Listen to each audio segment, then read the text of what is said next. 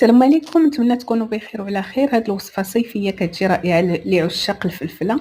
كنشوي الفلفله ديالي على حساب كل واحد وشحال غادي يكفيه ديال الفلفله.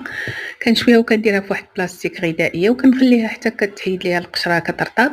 هنا عندي بصيله، الثومه، وواحد حبه ديال المطيشه. كنقطعوا البصله ديالنا شرائح رقيقه كما كتشوفوا، وكندير واحد طاجين اولا مقيله. كندير فيها شويه ديال الزويته. من بعد كنضيف البصله على الطاجين، كندير ليها شويه ديال الملحه وكنخليها كتشحر مع شويه ديال الثومه.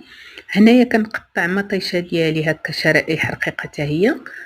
صافي هنايا من بعد ما الفلفله ديالي بردات كنحيد ليها القشره وكنحيد ليها الزريعه بهذا الشكل هذا، وكنقطعها حتى هي طريفات صغار.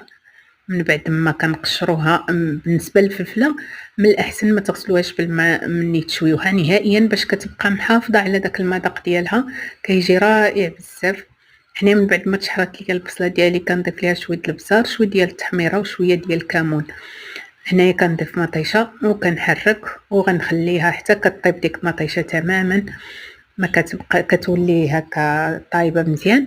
من بعد غادي نضيف الفلفله ديالي بهذا الشكل هذا صافي، وغنضيف ليها شويه ديال القزبور ومعدنوس، وغادي نسدو عليها ونخليوها تكمل الطياب ديالها. من بعد ما كطيب كتجي على هذا الشكل هذا، كتجي رائعه بزاف بزاف بزاف، وكتجي خفيفه في هذا الصيف. نتمنى ان شاء الله الفيديو يعجبكم.